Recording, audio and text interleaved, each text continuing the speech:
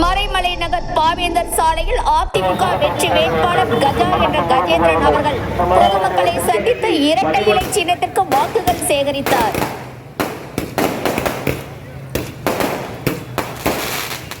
வேட்பாளர் மரியாதைக்குரிய திரு கஜா என்கின்ற கஜேந்திரன் அவர்கள் வாக்கு சேகரிப்பில் ஈடுபட்டுள்ளார்கள்.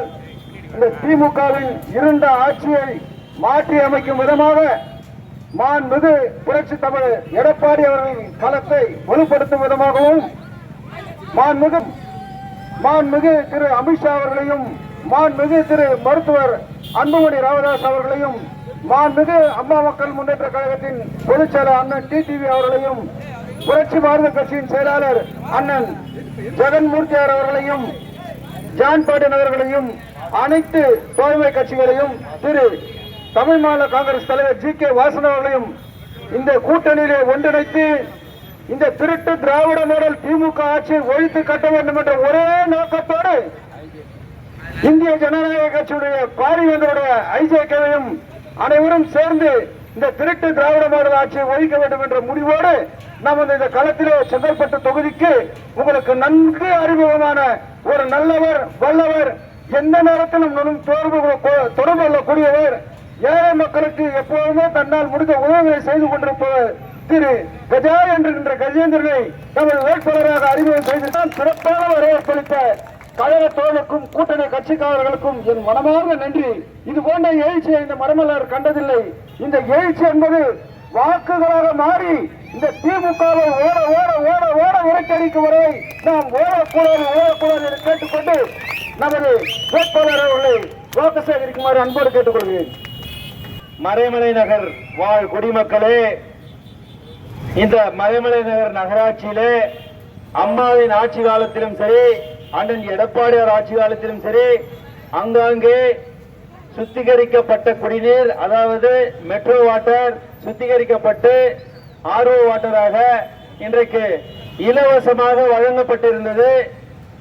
இன்றைக்கு இந்த திமுக ஆட்சி பொறுப்பேற்ற பிறகு அந்த இலவசமாக வழங்கிய அனைத்து குடிநீரையும் நிறுத்திவிட்டு டோக்கன் சிஸ்டம் முறையில் இன்றைக்கு தண்ணீருக்கு விலை வைத்து விற்கின்ற ஒரு அவல நிலையை இந்த மறைமலை நகராட்சியிலே இந்த திராவிட முன்னேற்ற இதை மாண்புமிகு அண்ணன் எடப்பாடியார் அவர்கள் தமிழகத்தின் முதலமைச்சராக பொறுப்பேற்றவுடன் மீண்டும் பழைய முறையிலேயே அனைத்து பகுதிகளிலும் இலவசமாக குடிநீர் வழங்கப்படும் என்பதை உறுதிபட தெரிவித்துக் கொள்கிறேன்.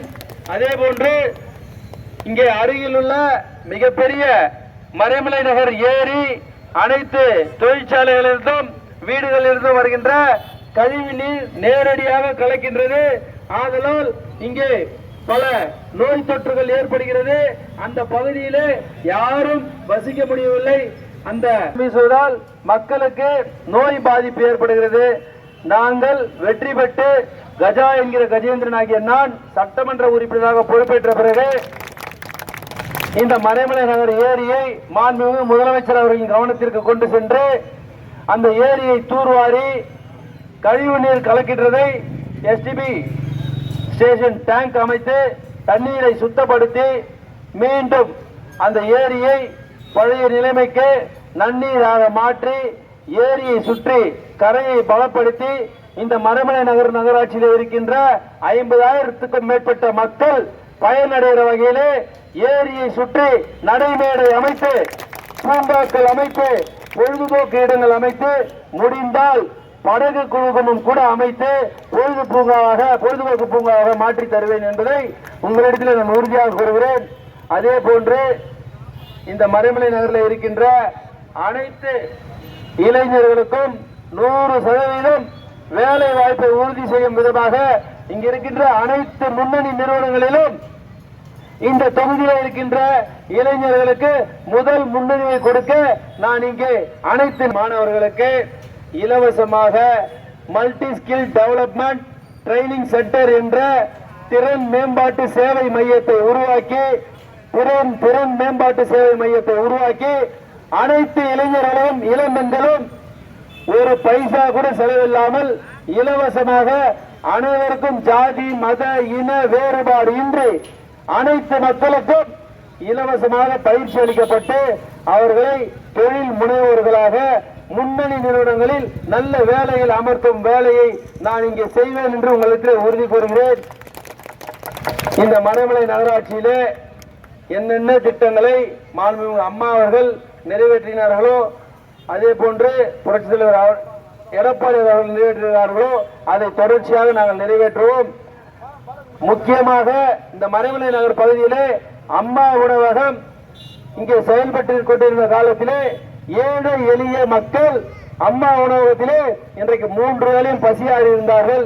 இந்த திமுக அரசாங்கம் பொறுப்பேற்றதிலிருந்து அம்மா உணவகத்திற்கு சரியான முறையில் நிதி வழங்காததால், உணவு தரம் இல்லாததால் எந்த ஏழை எளிய மக்களும் அந்த உணவகத்தில் சாப்பிட முடியாத ஒரு அவல நிலை இருக்கிறது.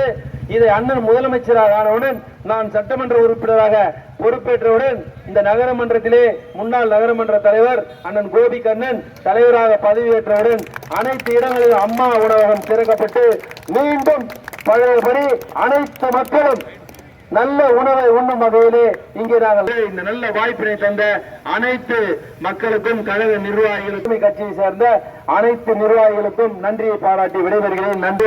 கட்சியை சேர்ந்த அனைத்து நிர்வாகிகளுக்கும் நன்றியை பாராட்டி விடைபெறுகிறேன். நன்றி, வணக்கம்.